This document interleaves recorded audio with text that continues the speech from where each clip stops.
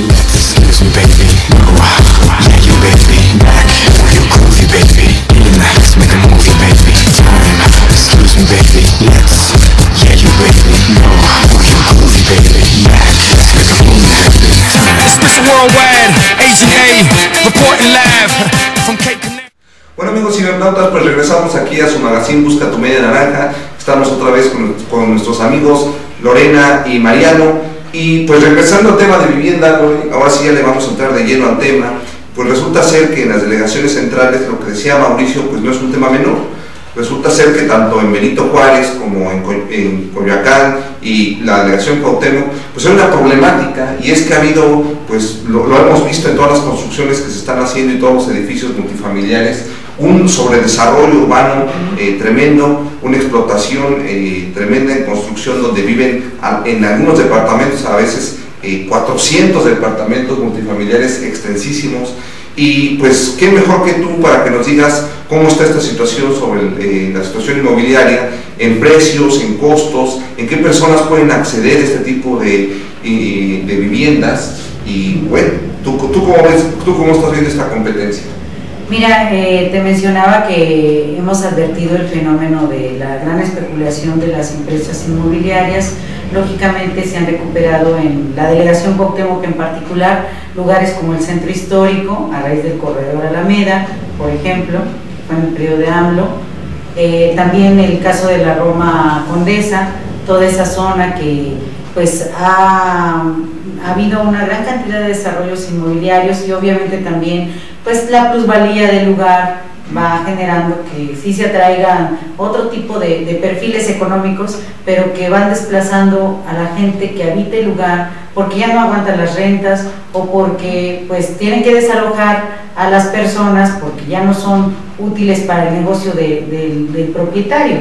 Entonces esa problemática la estamos enfrentando en la colonia Roma, por ejemplo, en inmuebles donde están en alto riesgo desde el sismo del 85, y que pues muchas veces el mantenimiento ya de los propietarios es nulo. Por eso ante el Instituto de Vivienda se generan una carpeta, un expediente, para que posteriormente el gobierno de la ciudad, a través de su consejería jurídica, emite un decreto y se expropie. Es el jefe de gobierno el que tiene esa facultad, y obviamente son las instituciones como el INVI, como CEDUBI, como el Registro Público de la Propiedad, que interactúan para que se arme este gran expediente.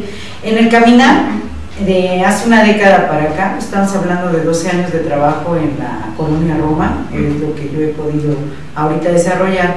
En ese inter, el precio del suelo ha subido enormemente. Hubo un ajuste tratando de que, que se utilizara la infraestructura, y se aplicó lo que le llaman el bando 2 en el periodo de Andrés Manuel, muy controversial, muy el fondo o la idea que planteó Andrés Manuel fue muy bueno, porque era utilizar la infraestructura, utilizar el drenaje, la toma de agua, el suelo, revitalizar el corazón del país, y en qué delegaciones pues se iba a poder construir en las centrales. De hecho, hubo conflictos incluso, y muy sonados, de que algunos compañeros que tenían ya sus predios en Iztapalapa listos para desarrollar vivienda, pues se les impidió y tuvieron que hacerse ajustes, acuerdos, mandar algunos, así repartir a la gente. A lo mejor allí pues hubo inconformidad y movilizaciones de las organizaciones, las que están en el INVI. En relación a los precios que manejan las inmobiliarias, por ejemplo en la Roma, un departamento tipo loft, de esos pequeñitos, de esos de 50 metros, sobre Álvaro Obregón, pues te está costando $1,5 millones, o se tasa en dólares, ¿no? El precio, hasta 2 millones de pesos. Entonces es algo exagerado desde mi punto de vista, porque pues tan solo los materiales, ya hemos hecho hasta nuestra valoración, las casas que luego el INVI nos da valen 120,000 o 150,000, porque los materiales son muy pobres, la verdad.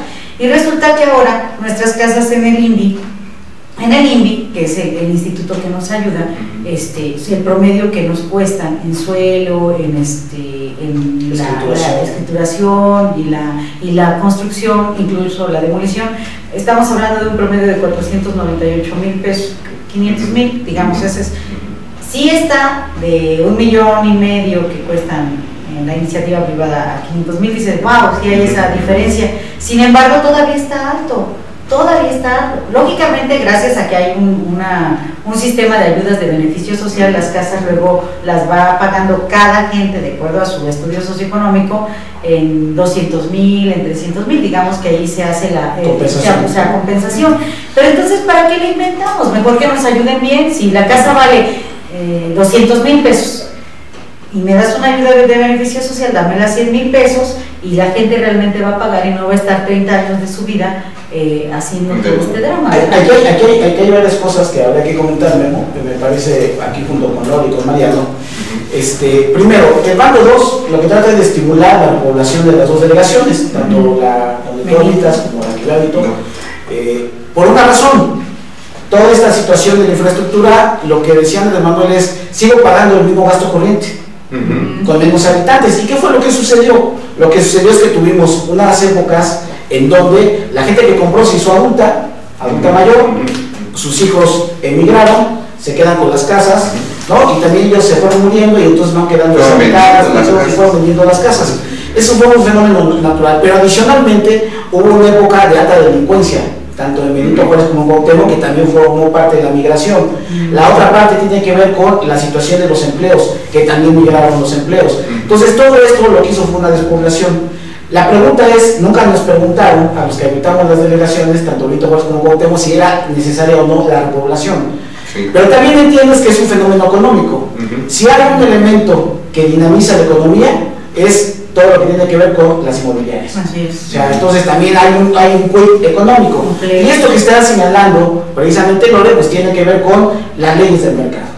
Y las leyes del mercado, en un mercado en donde están actores económicos como las constructoras, el Infonavit, el ISSSTE, que tienen condiciones diferentes para el otorgamiento de vivienda, ¿no? Entonces, y los bancos, o sea, todos estos actores forman parte de eso. Y desde luego que en este caso, lo que comentaba Lore, la reproducción de la pobreza es que a pesar de que una mujer esté cotizando al Infonavit o al ISSSTE, regularmente lo hacen con el salario mínimo. Porque además, aunque tengan más, la forma como cotizan al Seguro Social, ya sabemos cómo se las manejan los empresarios, es te pongo el salario mínimo aunque yo te dé un salario adicional. Y entonces cotizan por lo menos, entonces su puntaje es poco, su crédito es poco y no pueden comprar aquí. Y entonces se tienen que ir a comprar a través de Infonavit y al ISSSTE a las periferias de la ciudad. En el caso del INVI, lo que hacen es esta situación. Y aquí lo que me llama mucho la atención, Lore, es que hay varios fenómenos que hay que comentarle a los amigos cibernautas. Uno, que la convivencia en estas zonas de la Roma, por ejemplo, que las hemos visto, es que la propia discriminación que existe de las clases medias y clases media alta, cuando se tiene un predio de clase popular, en automático viene una discriminación, una estigmatización y viene obviamente una discriminación en la lucha de que no se hagan ese predio. Así es. Ese es un asunto que también influye en la toma de decisión del gobierno. Entonces, ¿para qué das un banco en donde aparentemente lo que tratas es de estimular la repoblación, incluso con la clase popular, y de repente se genera este fenómeno?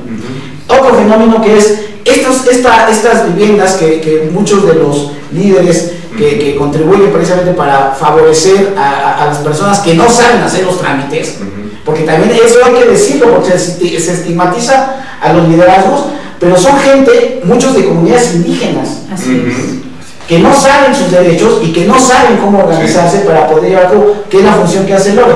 Hay gente que tiene 10 años, yo conozco de esos predios, gente que ya sus hijos tienen 10, 12, 14 años. Ya tienen nietos ahora. A mí me tocó ver un asunto en donde uno de esos predios estaba quemando, y bueno, todo un asunto. ¿Qué es lo que sucede ahí en esta parte, Lore? ¿Por qué se traban estos trámites? Sabiendo que es un partido, es un gobierno de izquierda, en donde, bueno, a mí me queda claro que es mucha la demanda, pero digo, tardar 10, 12 años, la verdad es que es increíble, sobre todo por lo que estaban diciendo. Si una persona hace su trámite teniendo 40 años, se tarda 10 años, 12 años, a los 52, y tienes una deuda de 30 años, pues ¿quién les va a pagar? Y yo inclusive, Mauricio, agregaría la parte de la corrupción inclusive que existe. ¿Sabes por qué? Lo veíamos en el caso, y yo particularmente en esa situación en Benito Juárez, de todas las construcciones irregulares que se hicieron y todos los pisos de más, además del planteamiento que ya se tenía, para hacer la construcción, todavía las mismas constructoras ilegalmente aumentaron pisos, a pesar de que la construcción ya había sido aprobada.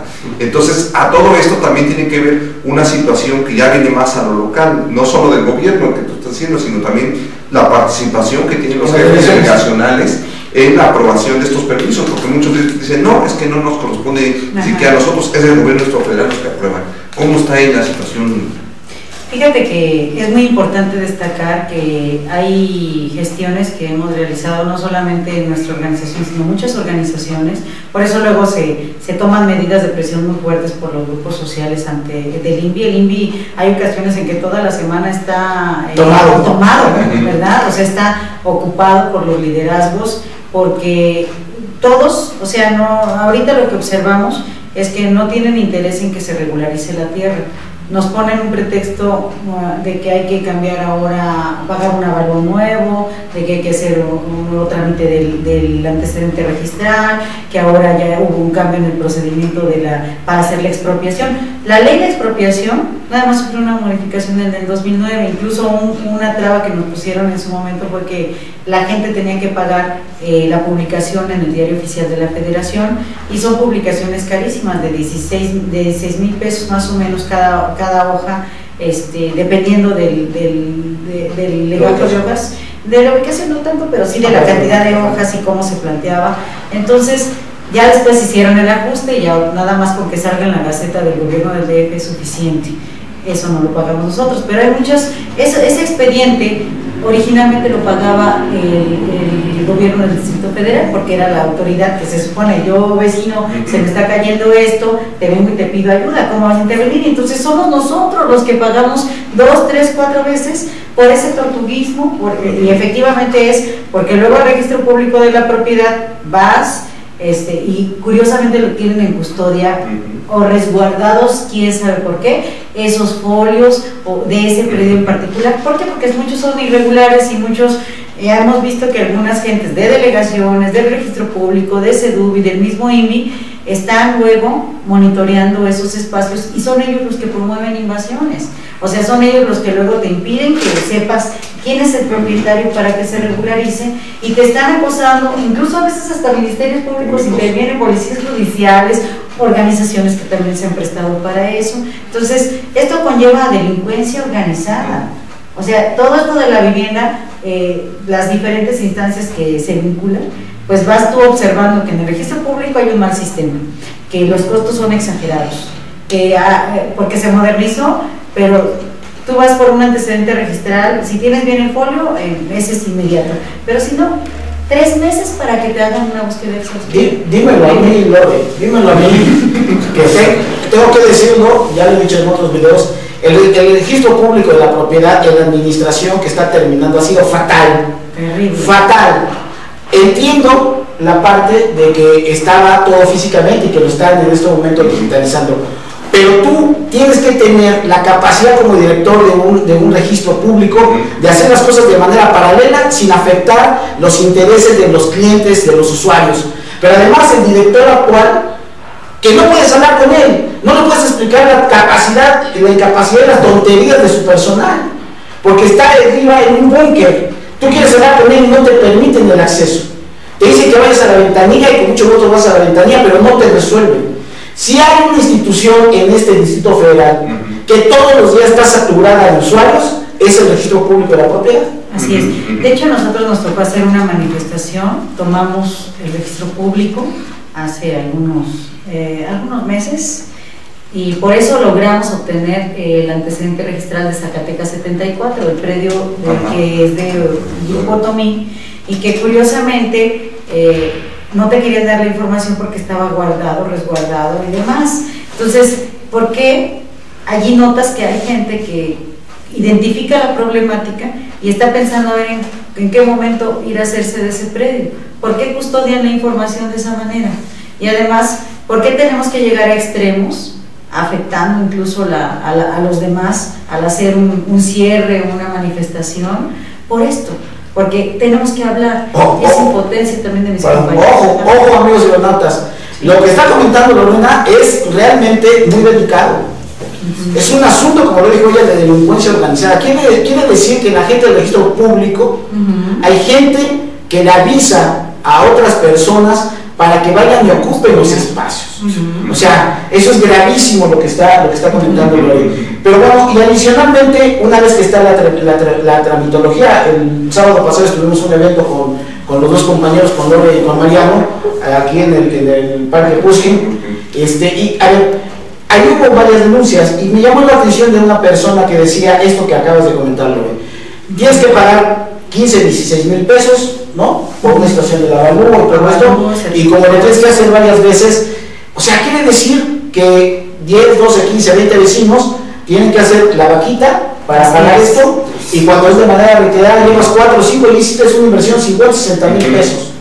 ¿Es así? Así es, de hecho nosotros hacíamos una valoración para lo de el eje central número 53, es otro inmueble que afortunadamente tuvimos como siempre, la tenacidad, buscamos formas creativas de hacernos de recursos, y ahorita ya tenemos, el decreto salió el 15 de junio de expropiación, pero yo hice un cálculo de todo lo que habíamos gastado en ese inter, sin considerar el trabajo especializado que tu servidora y otros compañeros que me apoyan, los abogados, los amigos que luego tienen a bien darnos un sembrado y que te puede costar hasta 30 mil pesos, pero yo hacía mi valoración que fueron 100 mil pesos sin contar honorarios y trabajo de todo este tiempo. El tiempo es dinero.